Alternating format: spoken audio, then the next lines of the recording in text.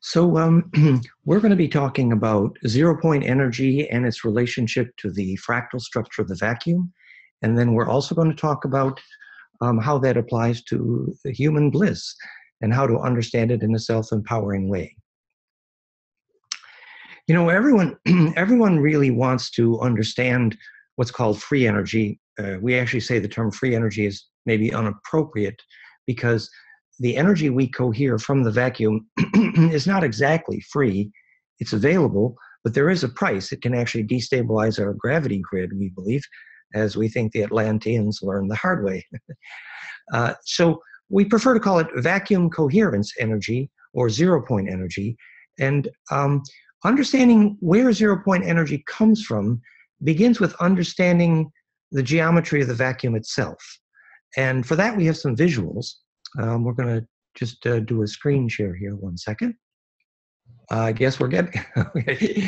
So negentropy and life force for humans is and human bliss is related to the zero-point solution.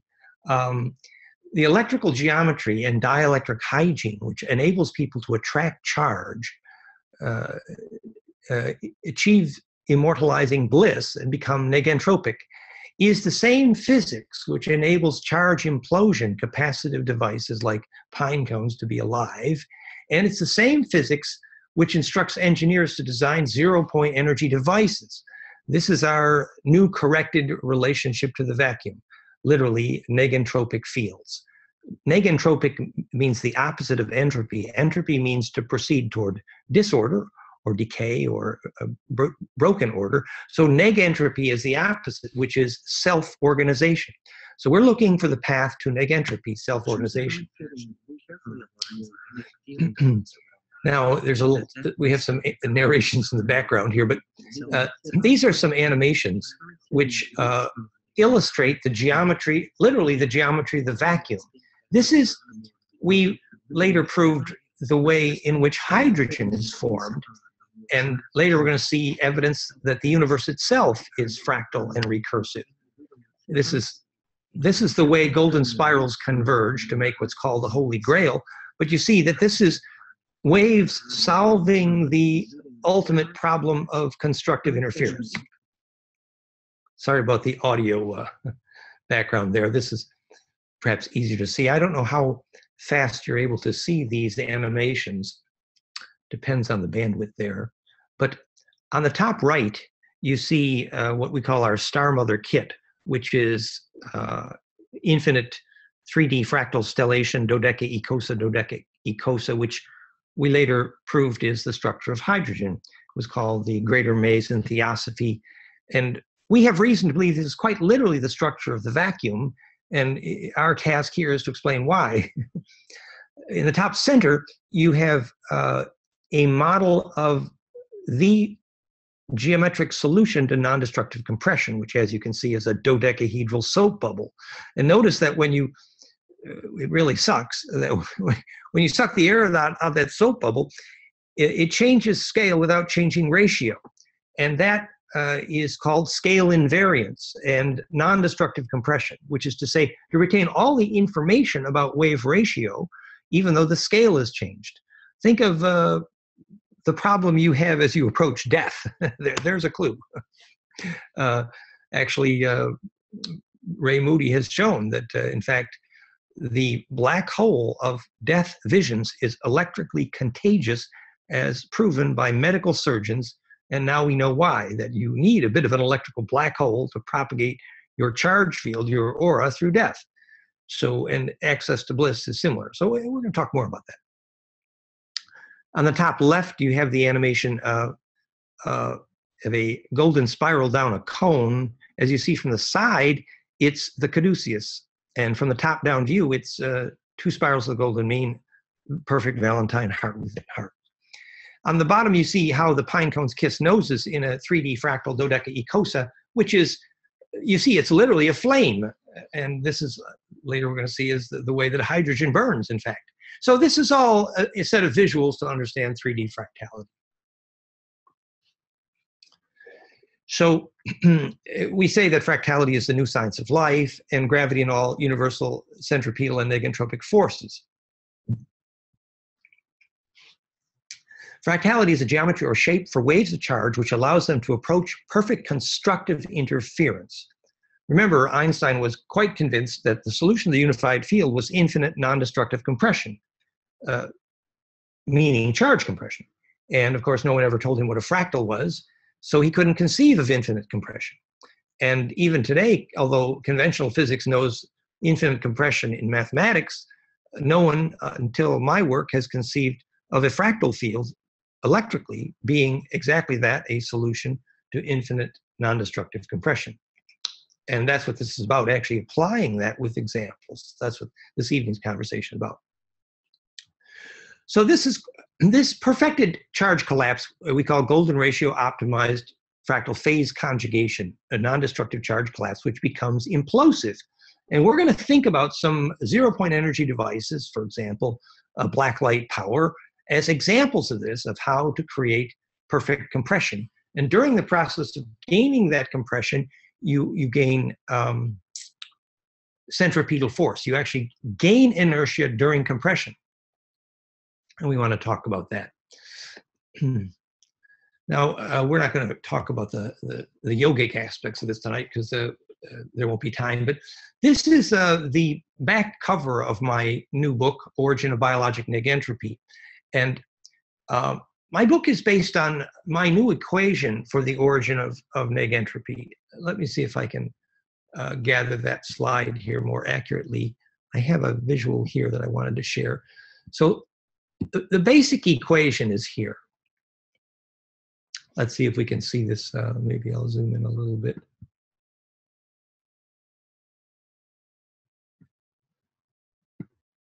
And drag this over. So the equation is Planck length and time times integer exponents of golden mean ratio called phase conjugation. So remember, Planck length and time are a unit of length and a unit of time into which every wave physics has ever measured divides evenly. So it is undisputedly the musical key signature of the universe. You know, a million light years in every direction, the value of Planck remains the same. Somewhere the waves have agreed. And so if you take that musical key signature called Planck, like the time, and you multiply by whole number exponents, powers of golden mean ratio, you get, this is my discovery, you get here 3 exact radii of hydrogen.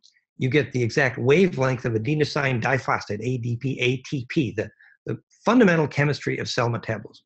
You get the 2 exact only color wavelengths which motorize photosynthesis, the green and the purple, 427 and 691 nanometers. Exactly.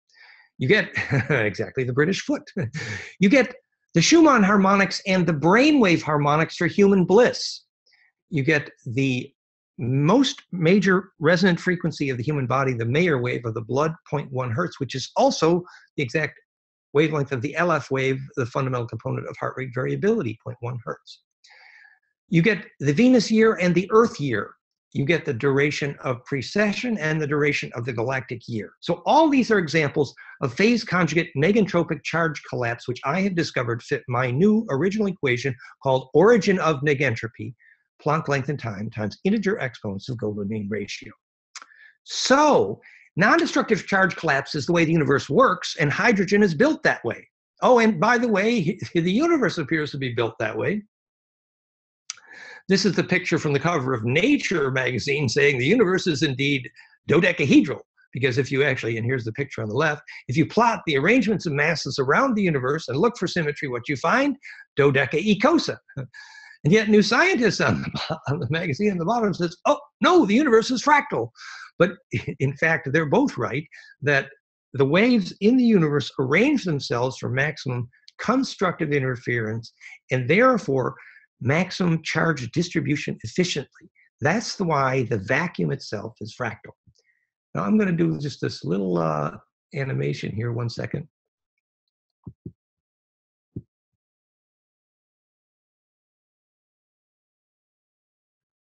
I think I lost my camera view here. Turn my camera back on. I want to do my little jitterbug for you. You see, I was teaching this before Nassim Haramein started to teach this, but it's useful. It's the vector flexor called the jitterbug, which I learned personally from Buckminster Fuller. And it is the mechanism of superconductivity and implosive non-destructive charge collapse. And basically you have a stellated tetra, which is called a cube octahedron. And if you compress, you get ecosa. If you compress further, you get a dodeca, which is harder to see. And you compress further, you get the octahedron. And then if you compress further, you get the tetrahedron. Oops, but I didn't do it right. So this is called the jitterbug from cube octa to octa. There's the jitterbug. And this is the molecular mechanism of superconductivity because at this stage, ecosa here, the distance to center is golden ratio, allowing implosive charge collapse through center, which creates superconductivity because when implosive charge can collapse through center, you have zero resistance to charge distribution. Now, this becomes very important when later we talk about the phenomena of cold plasma and monoatomics creating superconductive-like phenomena, Kakeshi, et cetera, et cetera. So understanding why the jitterbug is the mechanism of superconductivity is a great introduction to understanding what waves are doing when they set up a system that allows implosion and therefore overunity devices and things like that. Okay. Now, the next part of the little curriculum was to apply this to the nature of hydrogen specifically, and that would enable us then to discuss the examples of zero-point energy devices. Now, I'm going to turn the share screen back on again, see if I get this right this time. And I want to look at this slide about the geometry of hydrogen, if I can find the right. I'm going to be looking at our presentation, fractalfield.com/hydrogen. So here's the picture of, if you take that Planck length and time times multiples golden ratio, you get this top-down view of a pentagram of 10 golden spirals. And from the side view, you get this caduceus. So this is quite literally how hydrogen works. It's designed to be implosive. It is specifically a three-dimensional fractal. It's literally a stellated dodeca ecosa. So that's why imploding hydrogen is so essential to most of the zero-point energy technologies. So in this project here in Melbourne, Australia, we set up a laboratory to replicate the famous work of Canzius. Canzius had shown that if you broadcast a powerful radio frequency at a glass of cold water, and the radio frequency was correct, and it had to be what's called a longitudinal magnetic, and we'll explain that in a moment, that the videos of this went viral on YouTube because there is a cold glass of water sitting there burning nicely. Cool water burning. How did that work? Well, if you stimulate the charge collapse in hydrogen, and the interesting thing was he used a radio frequency to do that, which actually corresponds to my equation. That's the point. So this is a laboratory we set up in Australia to replicate that work. And we got very far, and we're ready for the next step. What we did correct was we took this, this is the one of the hydrogen generators here. This is the high power 2000 watt RF amplifier and the gigahertz spectrum analyzer here. The part of this project we did not complete was that when you get your megahertz signal impedance matched to the antenna to broadcast to the water, you must broadcast that RF wave through a spiral on a cone type antenna to convert the energy of that radiance, electromagnetic radio frequency RF, to what's called longitudinal electromagnetic. Now, let's try to take a moment and see if we can understand what longitudinal electromagnetic means here. I have let's see, do I have my trusty slinky? Oh yes, I have my trusty slinky here. Now, Most of the electromagnetic waves that we deal with every day, all of the communication devices, your mobile phone, etc., use the component of the electromagnetic field, the radio frequency field, that's called transverse electromagnetic, which is the part of the wave that goes up and down like this. That's a transverse electromagnetic wave. Now, conversely, your sound waves, most of your sound waves, they travel what's called compressionally, which is longitudinally, which is a compression wave that goes like this, a compression wave that goes down the wave. Now, that difference between a compressional wave and a transverse wave is called longitudinal or scalar. And the important point to be made here is that the compressional wave can reach right down to the center of the atom. It creates a compressional array which directly can implode, like a pine cone kissing noses, right to the center of the atom. For example, Tom Bearden famously spent a good part of his life proving that longitudinal wave mechanics are how bioactive fields are created, healing fields, like our phase conjugate plasma in Theraphi.net, which you'll see pictures of in a moment. So these longitudinal magnetics, remember, most of the devices that we have to make electromagnetic signals that do stuff, like communicate, make no longitudinal energy. They only make transverse. So to create longitudinal magnetics is powerful biologically. Now, longitudinal electromagnetics are also a threat to basically every military on the planet because, of course, it's the key to things like radar invisibility and remote plasma containment and beam weapons and the Russian woodpecker. Oh my God. So there's a kind of a plot out there to prevent you from knowing what longitudinal electromagnetics are. Like the Russians now say they can take out the US Navy because they know how, . Well, yes, it's true. Everything that's powerful can be dangerous. But guess what? If you're not allowed to understand what's powerful, then of course you will be disempowered, because it's the very nature of psychokinesis to understand longitudinal electromagnetics. In fact, let me give you a visual to understand how it's created, and then let me give you an example of how it's been used psychokinetically. First, the way you convert transverse electromagnetics to longitudinal is very simple to visualize. If you've got an up and down motion of a wave, and you get to the edge of a pine cone, 5 or 10 golden spirals on a cone ideally, and you take that up and down motion, so it's going around as it approaches the pine cone. Oh, actually, I just happen to have a visual here. So I applied my equation for the golden spiral on a cone to theimploder.com and built the perfect implosive vortex nozzle, which we call Victor Schauberger's dream, pure implosion, pine cones kissing noses. This is the commercial version here, and this is the 2-inch version, which is in development for large-scale commercial production. So literally perfect implosion cone.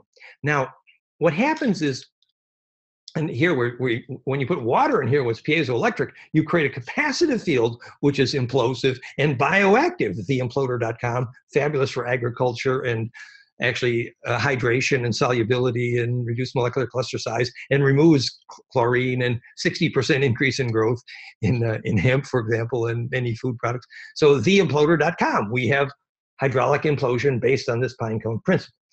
But the reason we got out our little toy here was to talk about how you make longitudinal waves. So when the wave approaches the input to the pine cone, it's a transverse wave, so it's going up and down. But if it enters the spiral on the cone, watch what happens to that inertia. Remember that if you teach golden spiral in a hydrodynamics course in a university, you call it optimized translation of vorticity for a reason, because when they say translation of vorticity, they say it means that the inertia, in this case of the up and down motion, the transverse waves, is perfectly translated into the perpendicular component, which is a longitudinal wave coming off the point. So the inertia that entered this cone on this spiral was going up and down, transverse. But when it emerged with all of its inertia going this way, compressionally. Okay, so what was going up and down when the wave went in, transverse, when the wave comes out, is going as a longitudinal compressional or scalar or torsional wave. And that's very, very powerful. And just to give you an example of how powerful that is. And we're going to apply this to zero-point energy with the nature of human bliss and psychokinesis and a few fun things. So it's really worth taking a moment to think about this. There was a very particular friend of ours, Ingo Swann, famously for remote viewing the backside of the moon and psychokinetically causing damaged trypsin enzymes to heal and things like that. And a whole series of laboratories measured that Ingo Swann was able to light a flame with his mind. Well, actually, what he did was he heated a thermistor at a distance with his mind inside a Faraday cage. So the thermistor is inside a Faraday cage. So no conventional electromagnetic wave can get in. And now there's Ingo Swann, and there's the thermistor at this. And replicably, Ingo Swann could light that flame with his mind. He could heat that thermistor. In the same way, to be a Bonpo, the bonfire, the Bonpo Tibetan initiate, you need to be able to light a flame with your mind. And I have to thank Dhani Wahoo for showing me the Arboretum ritual of the Cherokee. And indeed, the Cherokee initiate is tested by their ability to light a flame with their mind. So we have studied the physics of this, and we believe we understand the brainwave frequency signature that allowed Ingo Swann to light that flame with his mind. And it's the system for doing this is interestingly or appropriately called flameinmind.com. And now we're going to get out some pictures again here. So now we're translating this conversation into a conversation about human bliss as an example of zero-point energy. And then we're going to come back to zero-point energy technology. But since we're on the sort of the subject of the psychokinetic moment here, I want to show you those pictures as well. So I'm going to our new technology. It's our latest.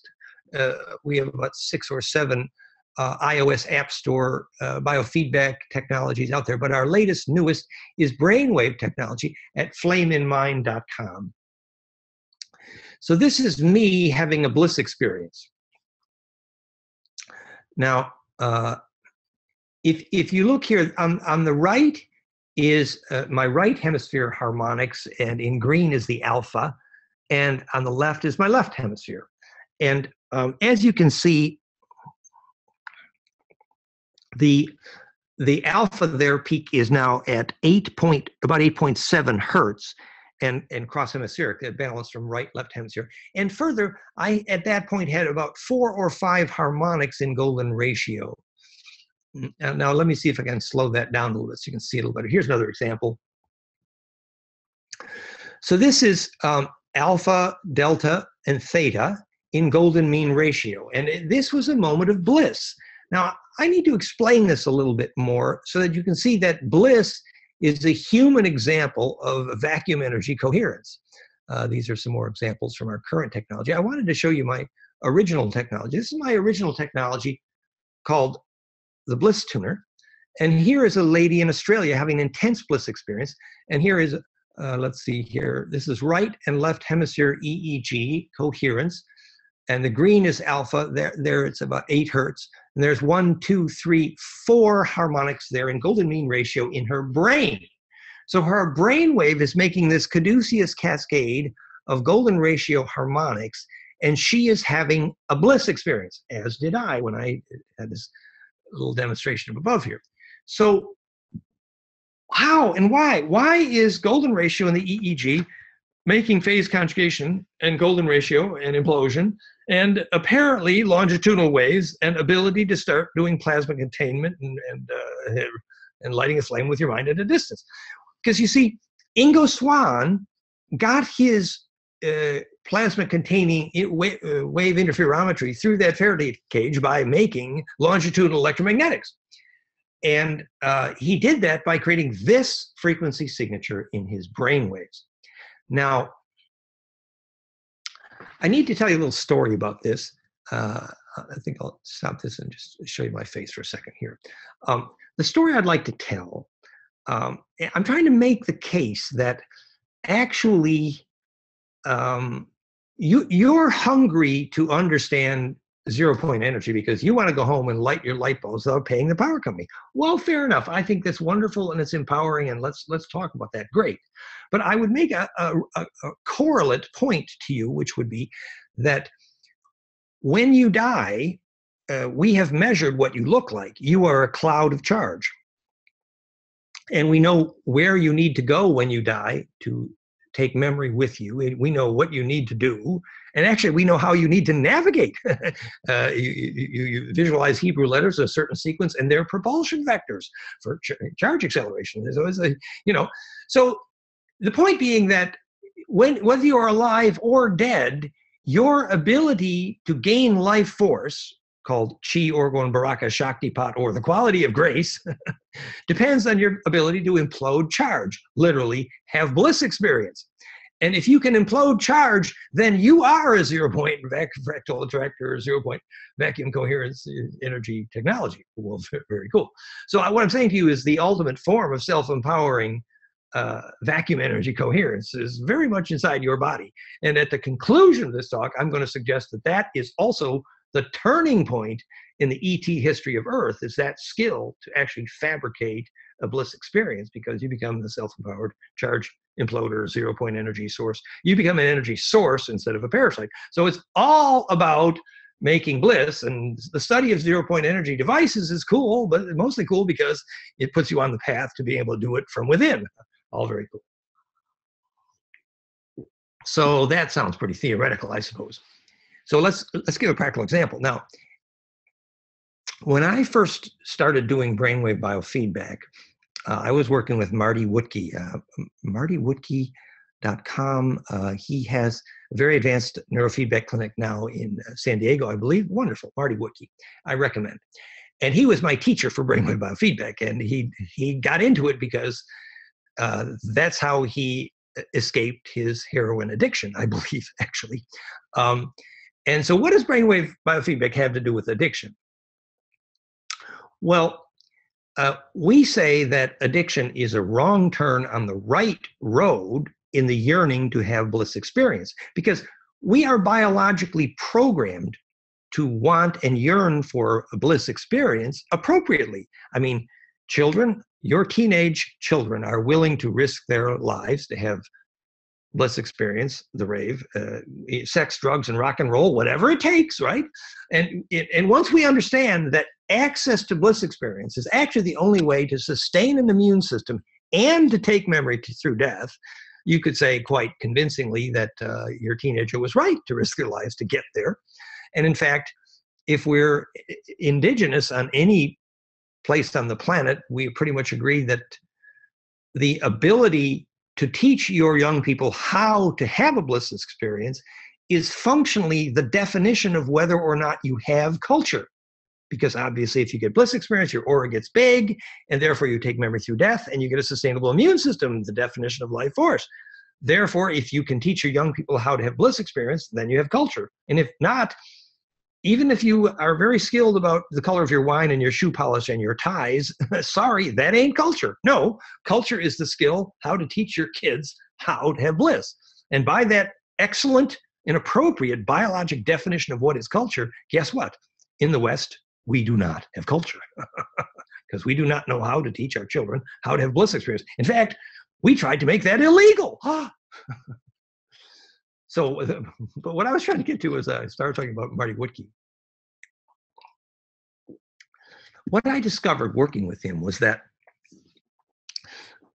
Marty and I were working to teach people who were addicted, say, to alcohol, how to make alpha in their brainwaves. You remember those green waves we saw just a minute ago.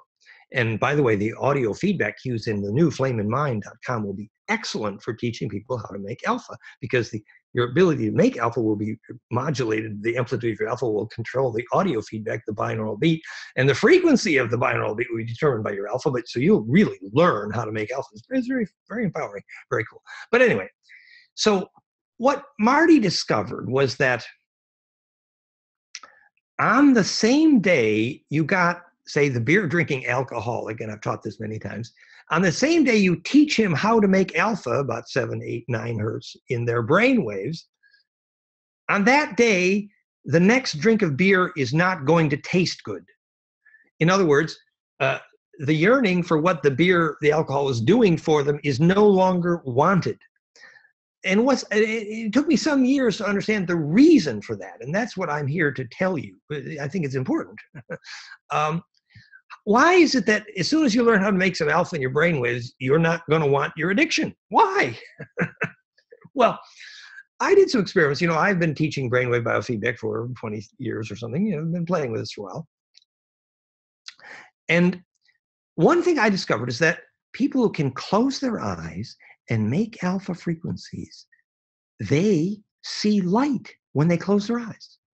However, people who, when they close their eyes and cannot make alpha frequencies, for them, when they close their eyes, they see dark.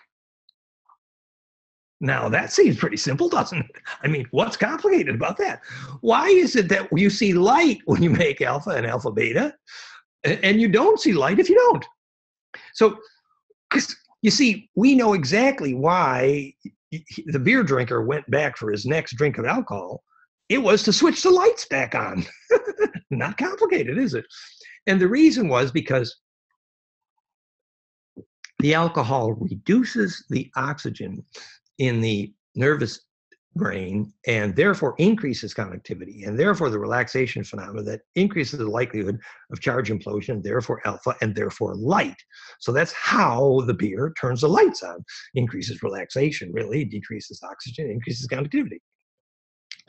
So the physical principle is actually the yearning to see the light.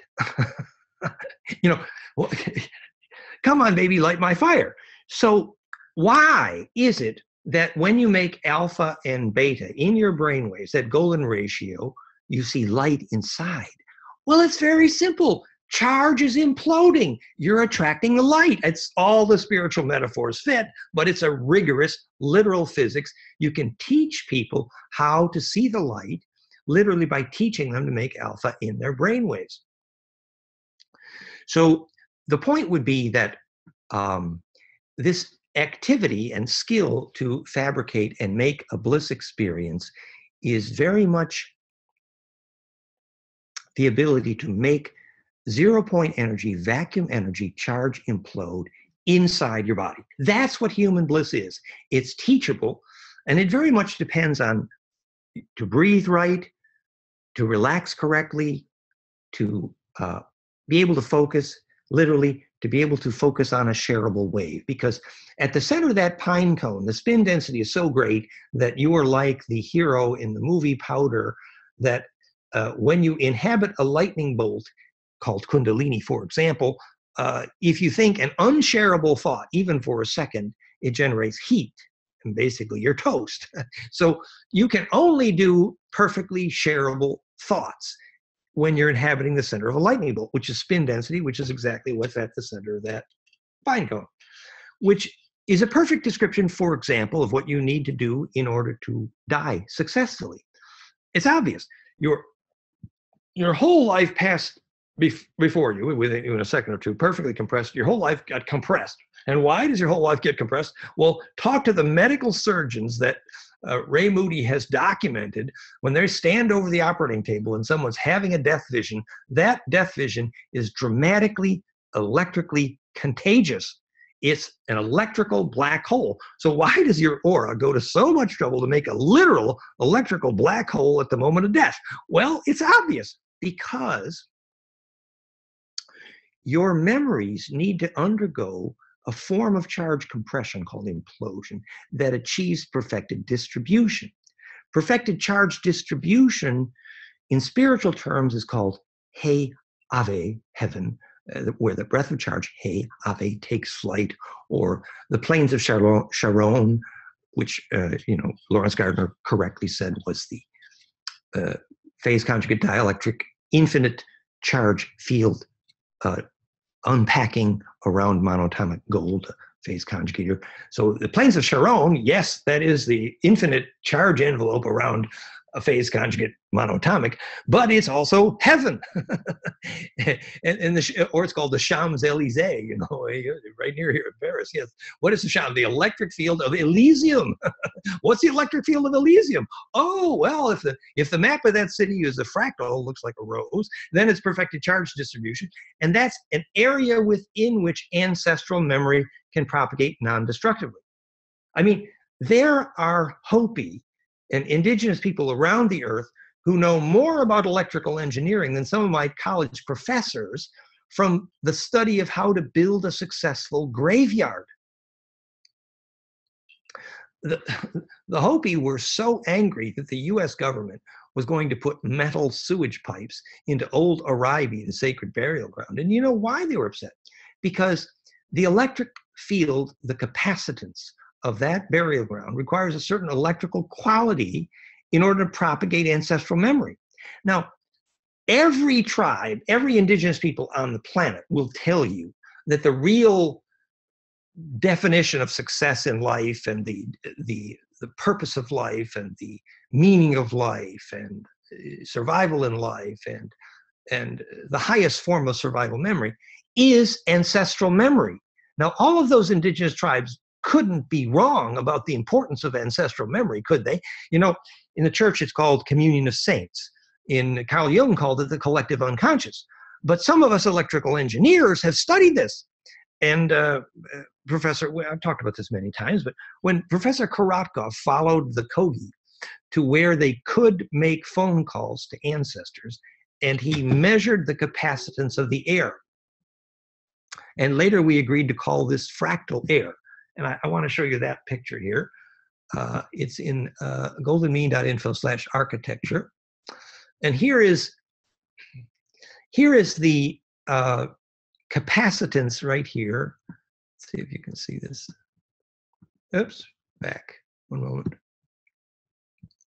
Here's the capacitance of the air where you can make phone calls to ancestors. And here, which is called fractal air, which is simply air which is able to allow a spark to propagate very efficiently. And this is where you can make telephone calls to ancestors. Whereas here is the capacitance of the air in a metal building, in a metal barn, in bad geobiology, in a bad spot. And the spark has no place to go. It's opposite to fractal air. It's opposite to charge distribution efficiency. This is essential for understanding the nature of heaven, ancestral memory, collective unconscious, communion states, how to get through death. It's very, very, very important to understand the electric quality of sacred space. This is key to designing birth and death for success electrically. So I want to give you another example now. Our partner in this, and I want to thank Juan Schlosser here in Sasha Stone's partner, measuring life force in architecture. So he took the Sputnik device, which is pictured here. You can't see it very well, but basically it's just a little pine cone shaped device, and it measures the capacitance of the space simply for charge radiance or fractality. And he proved here in these measures, and I don't know how well you can see it, but on the top is the fractality and capacitance of the air inside a bamboo dome. Gorgeous stuff. And on the bottom is the same fractality and capacitance inside a concrete and steel building. And the point is, so not only can you tell what sacred space is, but here you can correlate that to where seeds will or will not grow, or make it more practical to you, where the aura of your children can or cannot unpack, as in do not send your children to a school building made of steel and aluminum because their aura will be as dead as these seeds. So this is how you determine which architect should get a paycheck, by measuring the capacitance of the building before and after, because this tells you where seeds and children can and cannot grow. Bioactive field. So this is a curriculum for living architecture, golden mean.info/architecture. The point I want to make here is we have now, and this is a new announcement, and it isn't really, we can't make this announcement totally public yet, but we have adapted flameinmind.com, and we'll be able to announce this soon. And here, we're measuring the capacitance of a tree. You know, I've been measuring trees for Schumann harmonics for many years, but now we're going to be announcing a customized transducer with flameinmind.com. And here I've measured 1, 2, 3, 4, 5 harmonics. And this is the harmonic cascade, the capacitance of this tree. And here's the tree. The tree is inside a stone circle.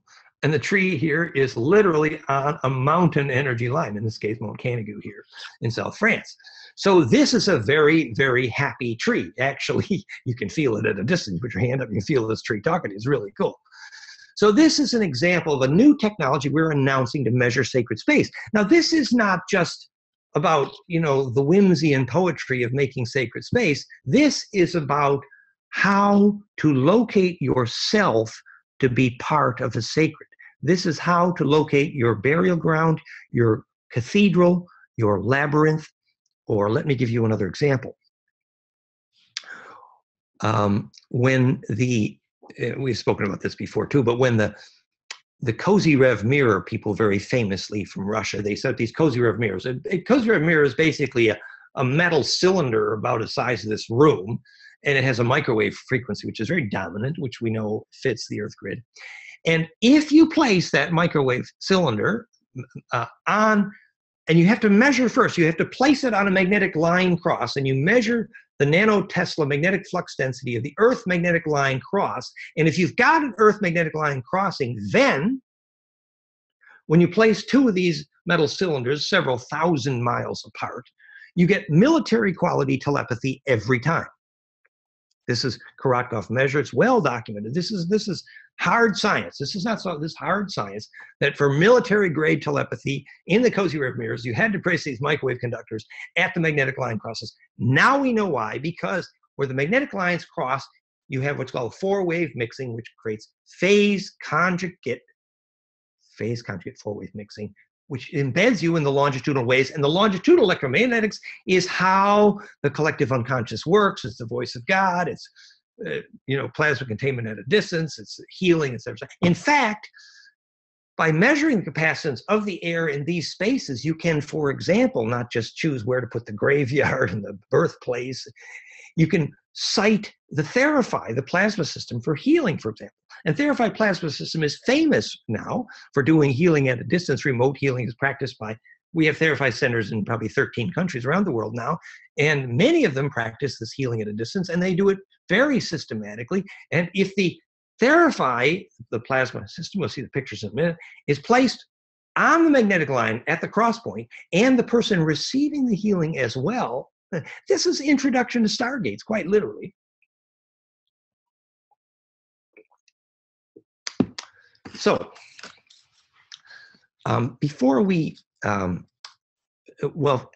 finish here, I'm going to show you some more examples of zero-point energy devices, which we can learn so much about by these new insights about fractal phase conjugate, implosive non-destructive charge collapse. However, since we are now on the subject of the Theraphi and plasma healing by phase conjugate charge implosion, I will here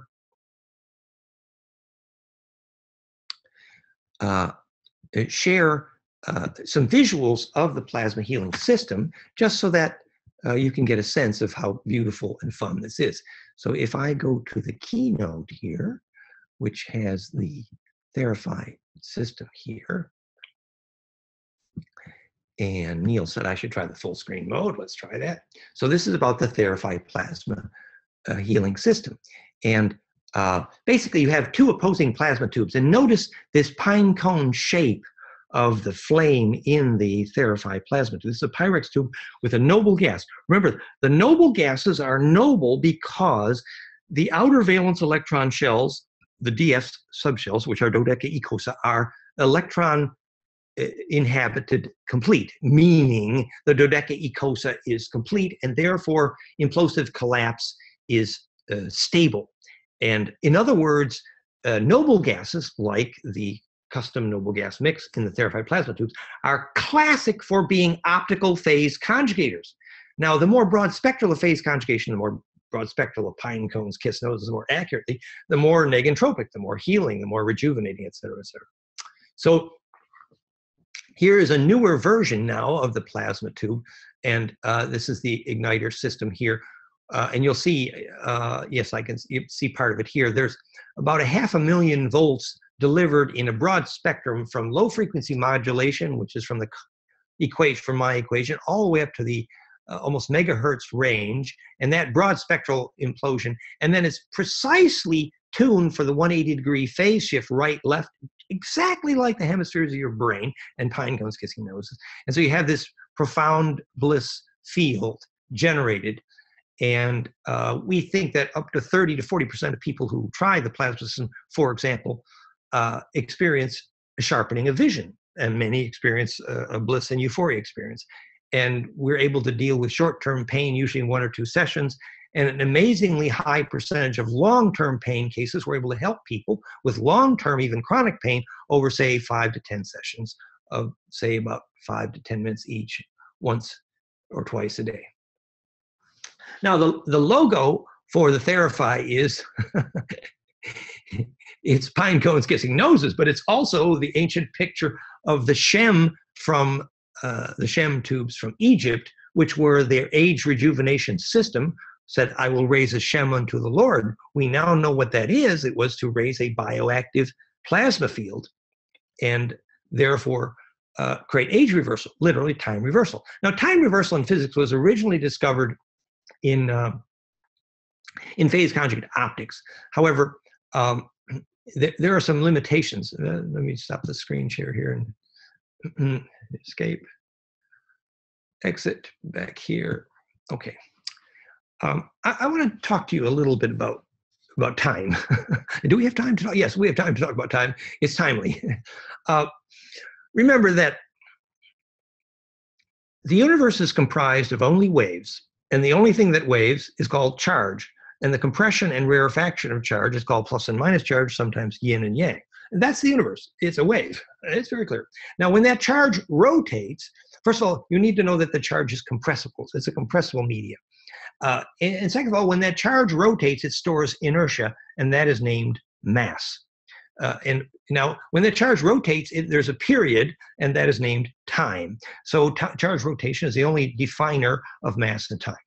Now, so with that in context, what does it mean to say time reversal? Well, in phase conjugate optics, when time reversal was documented in physics, they were quite clear that time reversal meant returning to a prior state of increased order.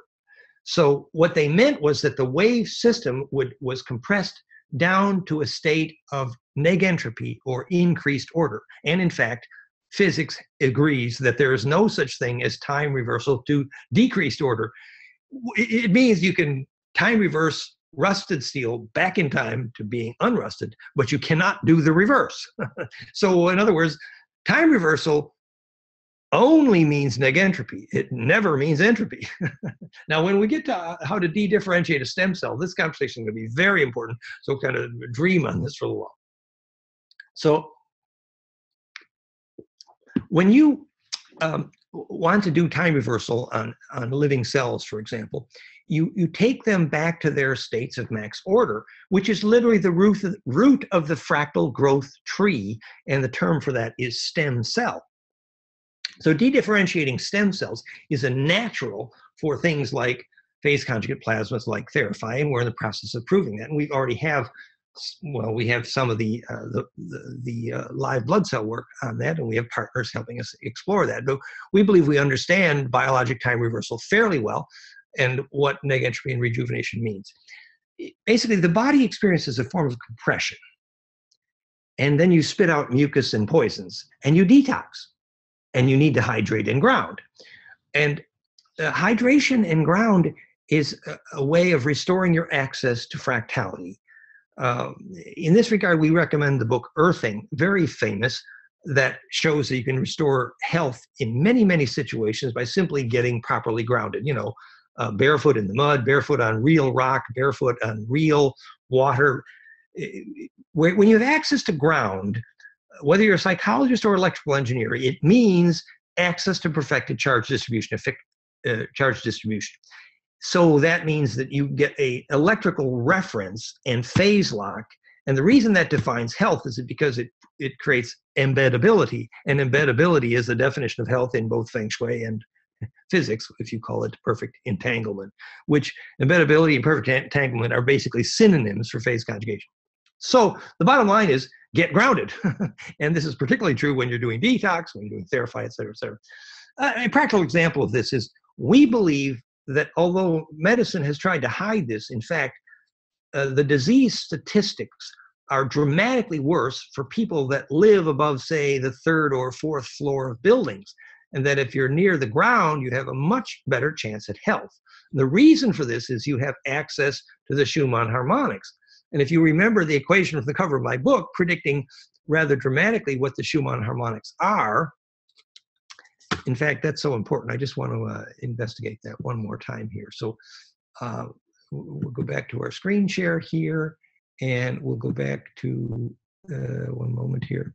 I want to show you how we graph this. I'm going to go back to here, and I'm going to go back to testing dark matter. Let me see if I have that graph here. So this is my equation for the radii of hydrogen. And this is what the radii of hydrogen looks like. And this is, we actually have a Google link to actually play with hydrogen radii and golden ratio phase conjugation. And this is golden ratio in the origin of sacred measure. This is example of embeddability, that if you now know, as John Michel spent his life on this, trying to prove that the British system of measure was sacred and the meter was damn profane, stiff upper lip and all. But you see, so he showed that once you define the length of the British foot, you had, by pure geometric stellation, you had the Riemann, the Teotihuacan unit, the royal cubit, the Palestinian cubit, the Reuben pace, the megalith yard, the English yard is all a simple geometric cascade starting with the British foot.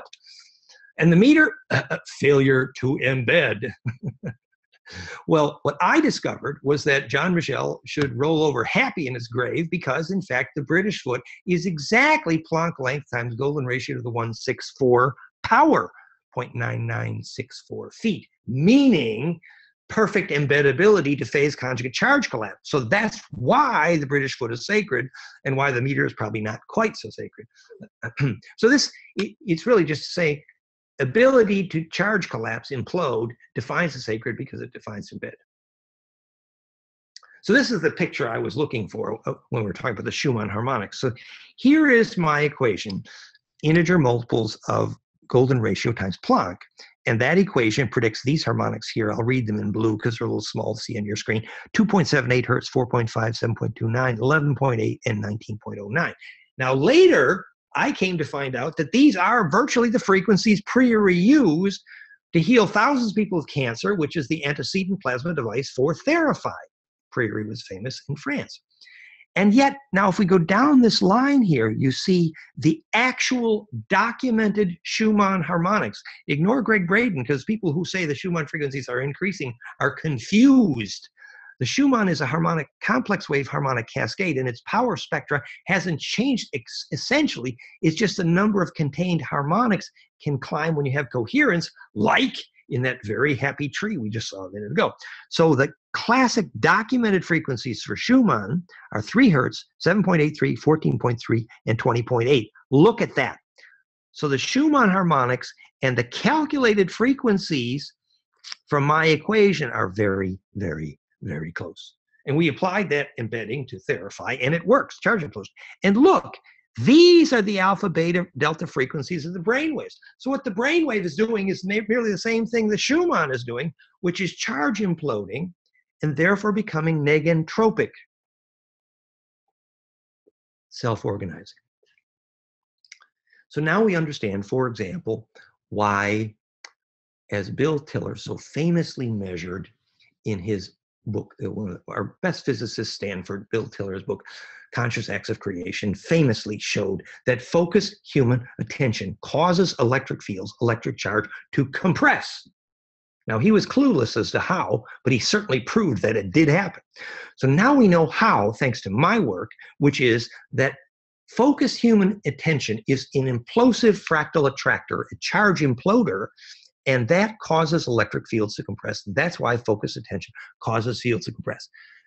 So that's a key to psychokinesis, it's a key to BLISS. It explains many things. It explains why ball lightning so famously responds well to telepathy. It explains how shamans steer tornadoes. You create the center of lowest pressure, and sure enough, Sorcerer's Apprentice will follow you around. So the universe is essentially made of nothing but tornadoes. Let's see, we have one more little prop. We got to use it. Have to use all our toys tonight if we're going to. So physics says every electric field is a donut, a torus. So the universe is made of nothing but toruses, donuts. Pretty simple. And if you nest these in the right sequence, it's called the atomic table. Quantum mechanics is a matter of nesting donuts. That's pretty simple. So if you get the donut the right angle, you do chemistry. Chem means access to a black hole. Where's the black hole? Right there, center of the donut.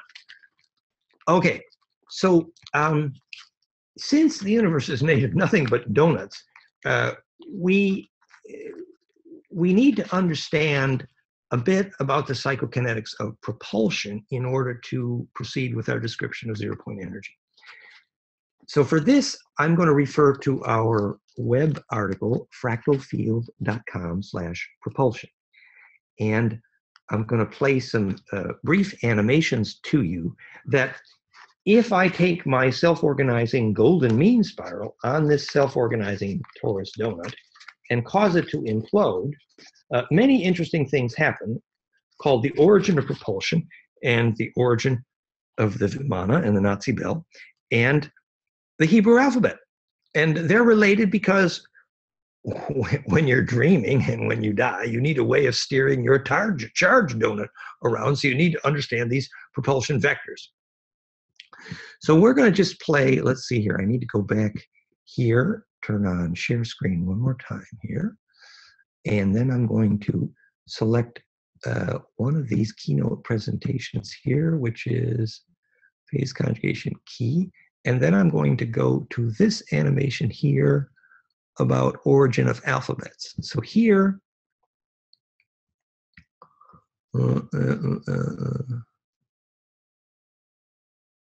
yes, okay. So now we get play full screen, and this should animate.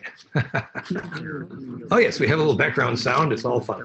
So bottom center, I have a self-organizing golden spiral on a torus, and I'm rotating that to see the 7 arrows of axis of symmetry of a tetrahedron.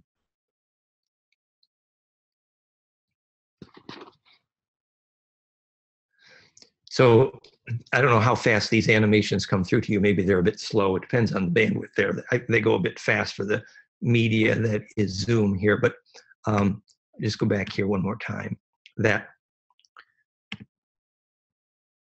choosing carefully aligns the here we go. So the spiral on the bottom right is showing you the origin of, oh, here I can turn the sound down on that one, right? Yeah, that's right. Let's turn this down.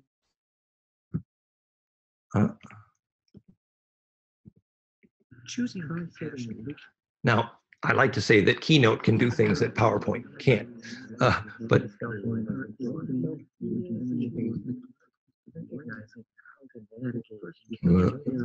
I just want to turn some of the sound down so you can hear me better.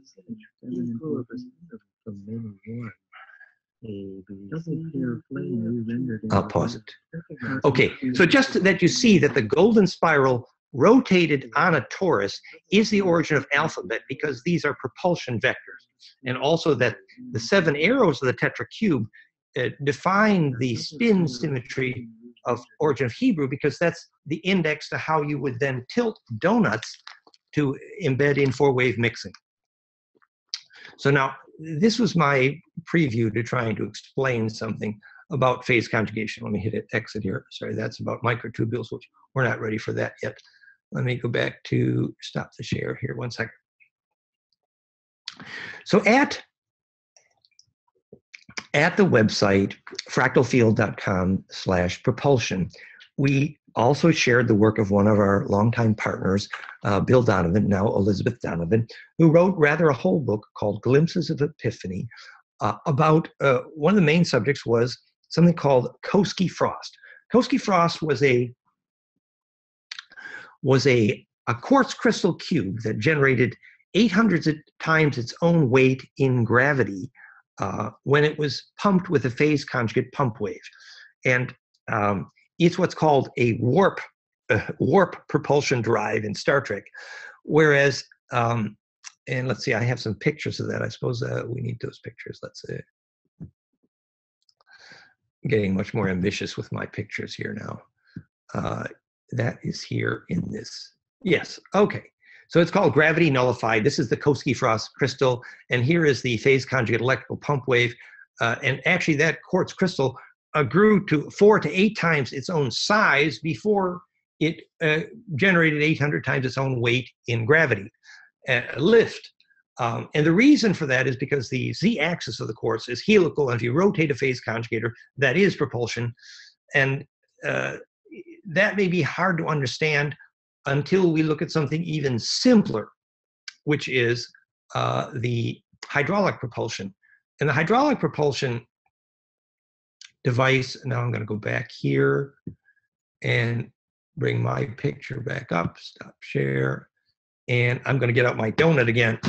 It turns out that if you pump water on this spiral, on this torus, at high inertial volume, you create propulsion.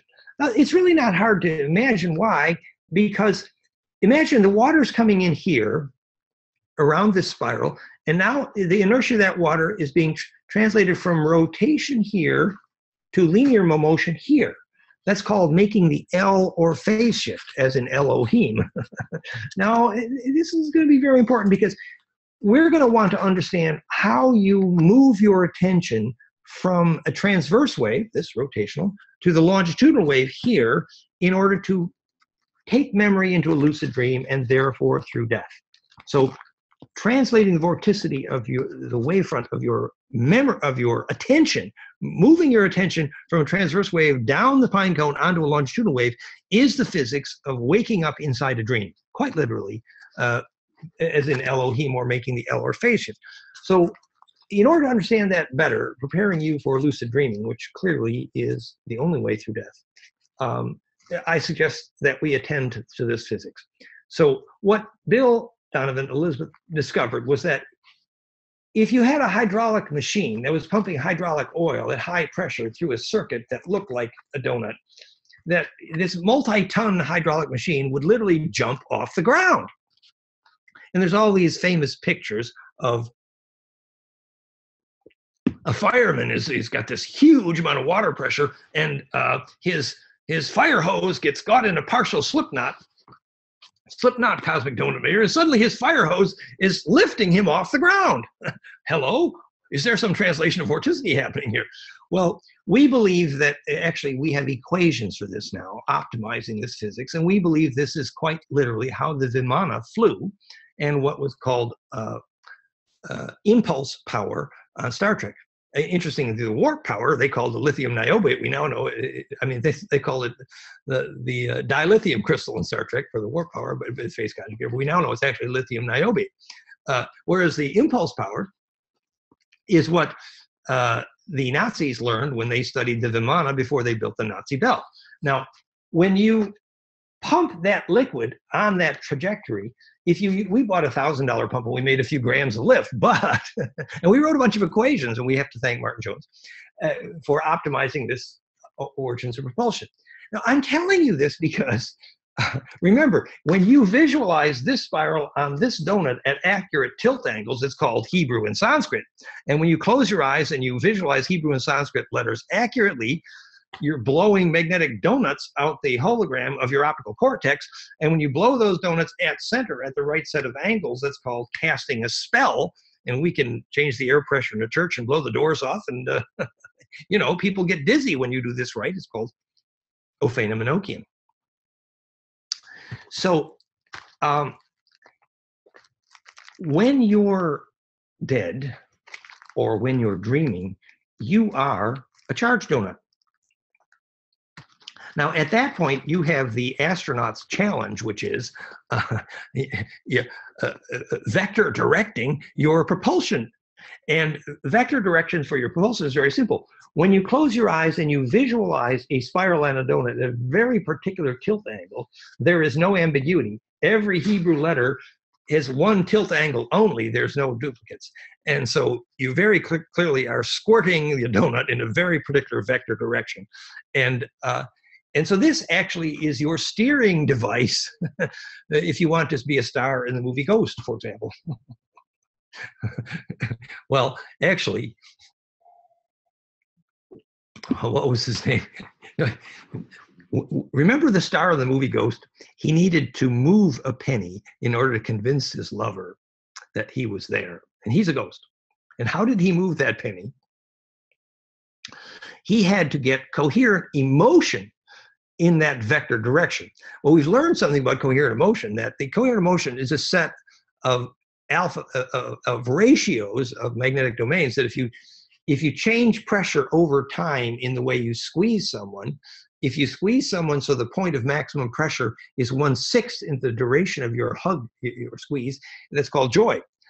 But if it's 1/7, it's called anger. It's destructive interference. But if the maximum pressure of your squeezing process occurs at 0.618 into the duration of that event, of that squeeze, the love hug, then that's called love, because low-fi, long-wave, phi ratio, perfect embedding, it creates implosion cascade. And the perfect example of that is the graph of the perfect birth canal. We have the graphics on all this. We'll dig those out later. They're all at goldenmean.info/DNA ring. The physics of rebirthing is about implosion for the same reason, because it's called the bond of power.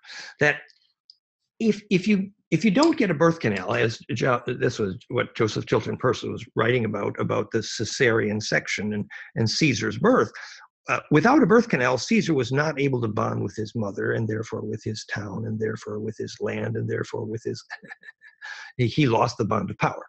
And so he murdered the Druids. He couldn't feel them. He couldn't bond. So the physics of rebirthing is to recreate that memory of perfect compression.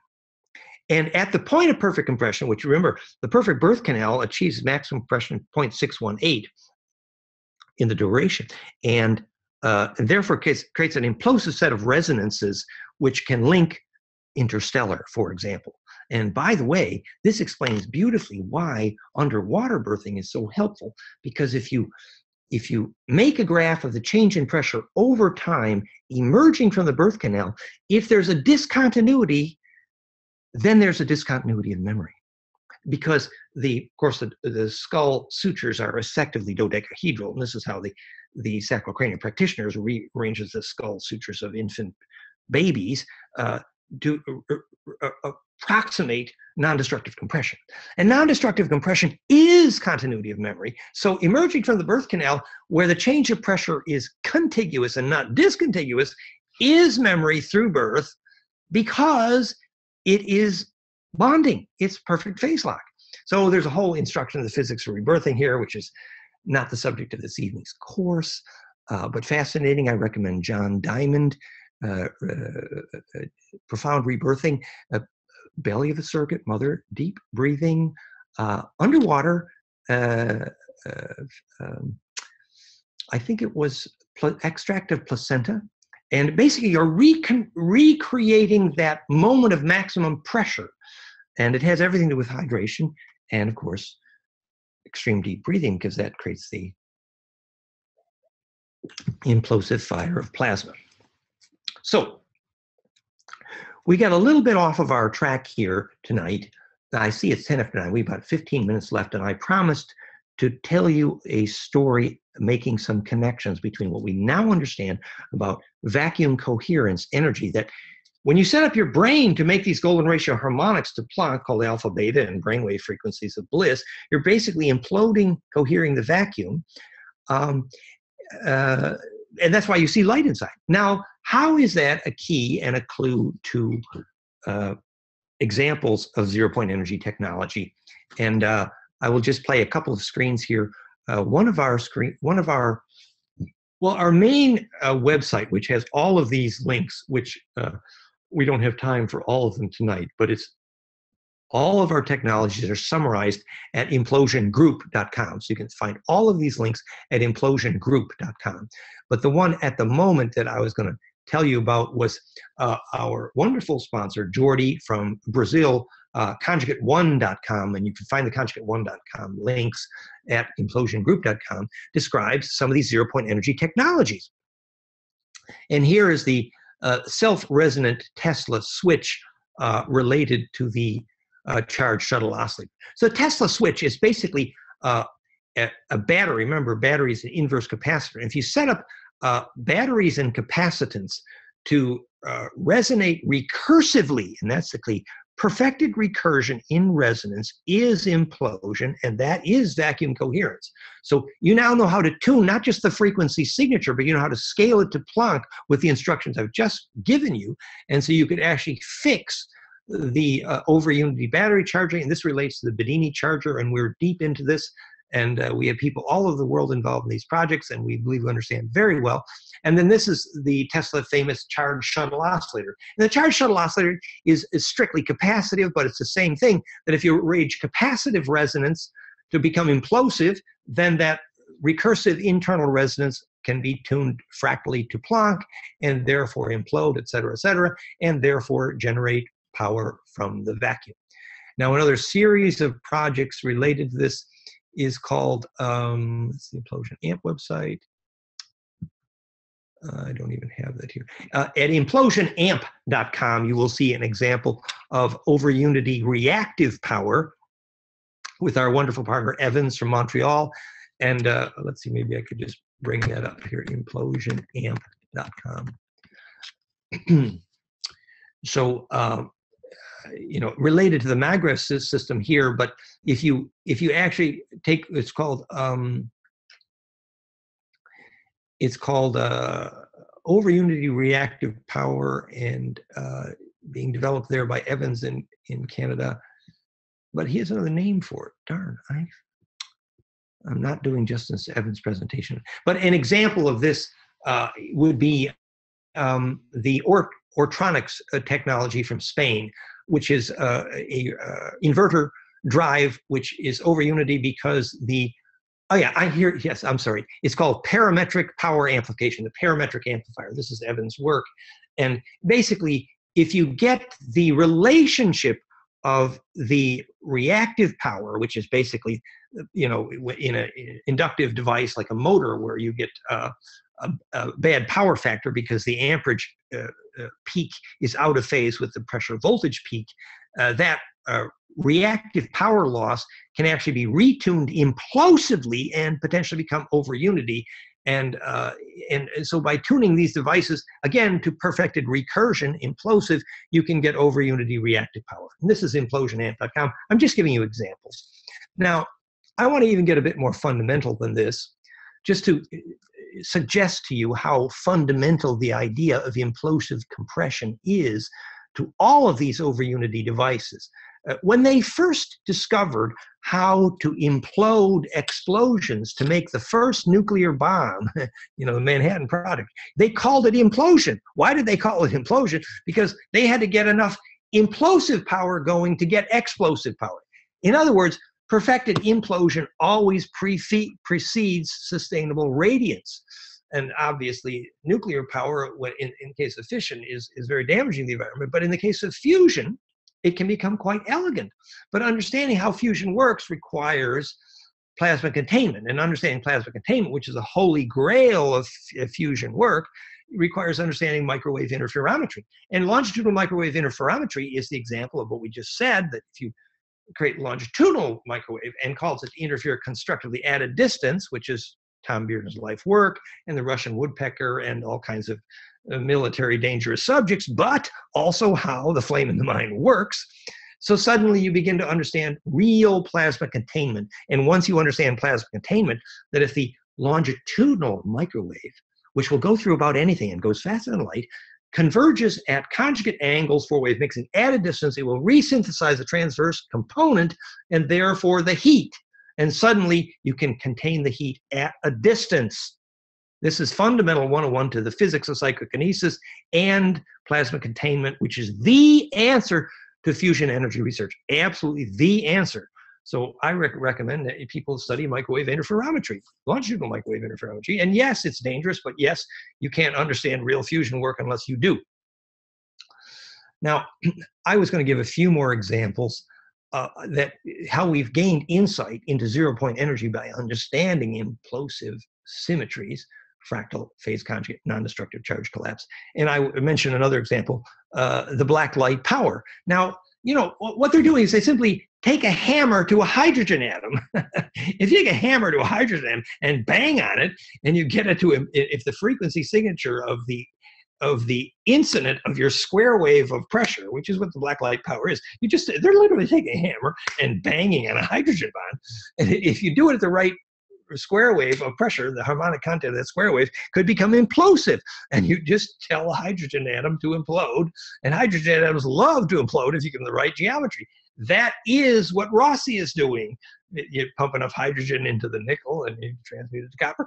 You get the temperature and pressure right, and you get a phonon wave. It's implosive hydrogen, and it's fractal. You see how the Canzias project is fractal hydrogen. So understanding the symmetry of charge implosion is behind all these examples of vacuum coherence and zero-point energy devices.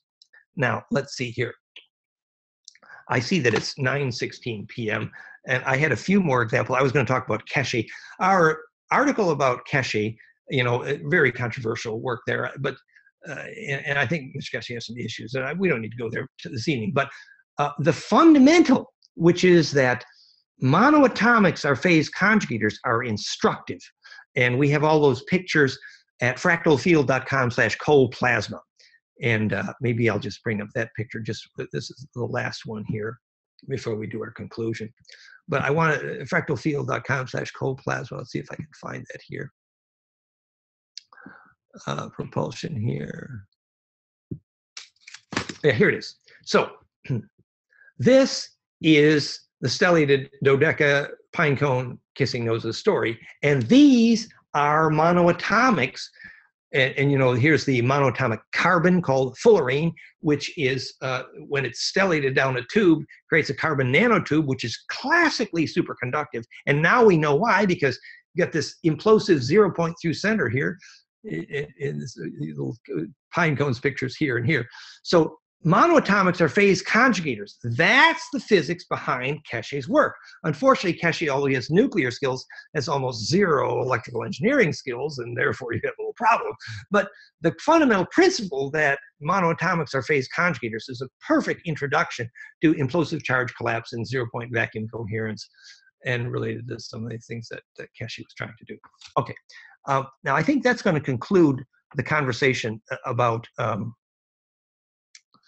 a zero-point energy here. Now, just in my closing comments, there's just one more little fun. Since your conference is about full disclosure, and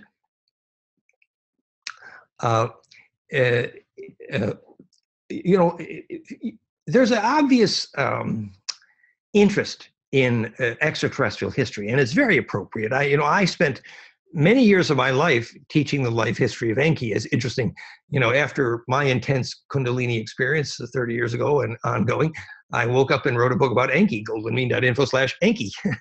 And then Zachariah Sitchin did the same thing. And then, Anton Parks had intense Kundalini experience, woke up and wrote a book about Enki. It's called Secret of the Dark Stars. So, you know, the interest in the extraterrestrial history is appropriate. And I have some detailed opinions about that, and have made many, many lectures on that subject. I have dozens and dozens of articles I've written.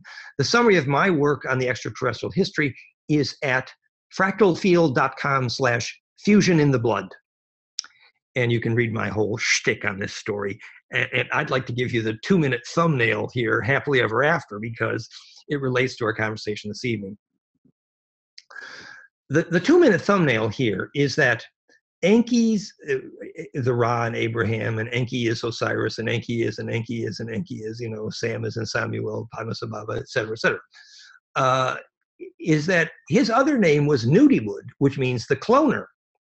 And it turned out that for him, cloning was the problem and not the solution. Now, my essential view is that the wrong turn in history, which we are doing Groundhog Day for right now in the, you know, we are sort of, if you believe, as I do, that we are potentially the vaccine for those Draco-Orion wars, what is the vaccine? The vaccine is as follows, that our Draco ancestors, as they messed with the Greys and then messed with and messed with and messed with and messed with the humans, had done nothing but cloning for thousands of years, and they had the Nephilim experience, which means to fall, which means the fallen ones, Nephilim, Anunnaki, the symptoms of that disease were loss of ability to take memory through death, literally loss of a soul, which means loss of ability to navigate through the speed of light, which means loss of the ability to attend into a lucid dream, which means loss of the ability to get your attention onto longitudinal, as we've discussed, it literally to become the El as in Elohim.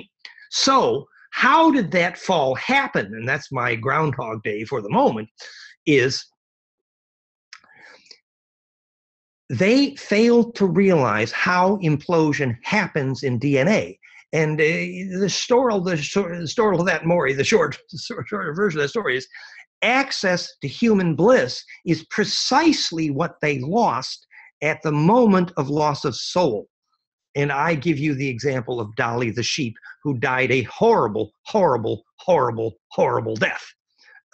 Because if you don't understand the physics of what orgasm does to birth, you don't know how DNA implodes, you don't know how human bliss causes DNA to braid recursively and therefore implode and therefore get a soul. I mean, it's very simple. Without bliss, you don't get a big aura. And without that, you don't get implosive enough to have leverage to take memory through death and be psychokinetic. In fact, you can't even be a guild navigator or steer through the speed of light or do any of the good things that get you a really good high-paying job. So, you know, you can go through a little anger at the ancestors here about, oh, you know, Enki was a little bit mad because he thought his cloning when he made Adam and Eve was an art form, whereas the people who were paying him, which was his father, the Dracos from Pleiades, were only having him make humans for slaves and snack food. So there was a little disagreement about opinion. And we could be angry at our ancestors all day, but the fact is that his mother snuck something, I say a bullet in the furnace here, when the first fertile female that Enki made, which was you see there was two branches of Draco blood, because the Draco, they're called Uru, meaning ancient dragon blood, the Uras, as in Uru Asa LM. And they breathed in nitrogen and they breathed out cyanogen, and their blood was a lipid and oil, and to them water and oxygen are poisons. And they required a synthetic electric field to eliminate aging, called the Shem, which is the subject of tonight's entire lecture. I will raise the Shem unto the Lord. Now, when they encountered our atmosphere, they aged catastrophically, which is why they had to raise the Shem unto the Lord. And because, you know, they had a desperate genetic problem. They had lost ensoulment, and Humpty Dumpty couldn't put the egg back together again, no matter how much. And so our ability to sort out the ancestor story, yes, you can go back there and do the whole painful nightmare that is history, or you can learn the science lesson and graduate. And the science lesson is that once you have access to bliss experience, you actually you become the solution of the Orion Wars. Because for one thing, you have a body polis. The only definition of politics is really the charge field you generate with the body polis, which is a beehive knows the only way to swarm. You need royal blood to navigate. So collective bliss is the only definition of politics, ultimately body polis, because it's the only thing that makes your collective aura navigable. And that is the only possible biologic definition of democracy. Hello. The reason every government on their planet would probably rather kill you than allow you to have group bliss process is because group bliss process is the only biologic definition of government. And plus, it's the only way to get your aura through the sun, which is actually the only way to graduate from kindergarten. So that was a short bit about the happily ever after. So the storal to the mori of my view of the ET history is that whether or not you believe in Dracos and Uru and all that melodrama nightmare isn't really important. But what is important is that you decide to do the homework. And the homework is, if you don't get bliss, you're toast.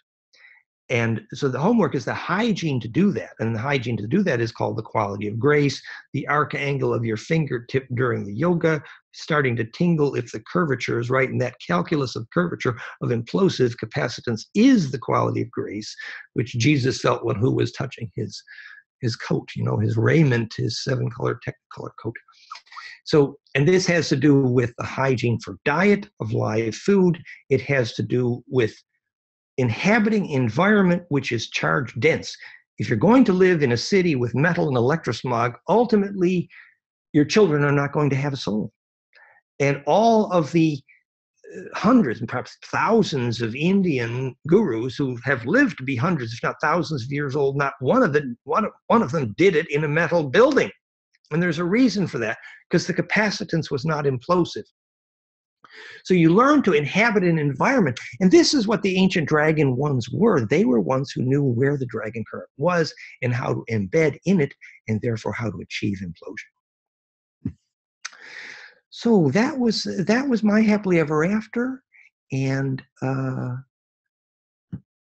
just checking in the chat window for questions here. We do have one question, more like a statement that you might want to comment on. Philip is saying, based on the information you shared earlier about the pine cone, is that the same reason why our pineal gland is shaped as a pine cone? Do you have anything to say on that? Well, that's a beautiful thought, actually. You know, when Bentoff measured the ringing in the ear frequencies heard by meditators, and you'll find the graph in my book, The Power Spectra, he found that this was a cascade of phonons, which I now proved is phase conjugate to Planck, also the frequency signature, which is the climax of the sacrocranial pump, that these phonon waves cascade into the ventricle cones called horns, which causes the liquids in the ventricle cones to become horny, that you conserve sexual juices. And this focuses a phonon wave around onto the pineal pituitary complex. And then the pineal gland actually burns like hell, and I have felt that many times. And what happens is the gland goes from crystal to liquid, and the liquids go from liquid to crystal. And then the wave propagation velocities equalize, the whole cavity becomes implosive, and it is the wiring for phone calls to God, quite literally. Our discussion of the spiritual significance of the pineal gland is in the article goldenmean.info/pineal. And yes, the pine cone geometry of the pineal would be very electrically appropriate and symbolic as well. Thank you for a fun question. Yes. So are you saying that the bliss experience, is that a sexual bliss experience, or is it more like a universal love kind of experience? I'm saying that a bliss experience is the experience of implosive biologic charge. And sexual energy is a wonderful and good and appropriate way to do that, but not the only way. And I'm saying that when Wilhelm Reich wrote The Function of the Orgasm book, he was functionally clueless to the function of the orgasm, because he did not understand the physics of Kundalini or the physics of bliss.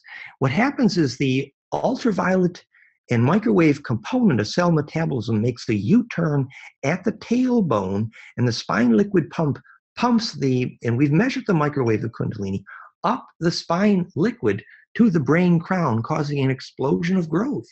And that is a beginning of bliss experience. And there's lots of forms of that. But they're all related in that they're all the experience of charge density. And sexual energy is one of the natural ways biology has given us to get access to it, but certainly not the only way.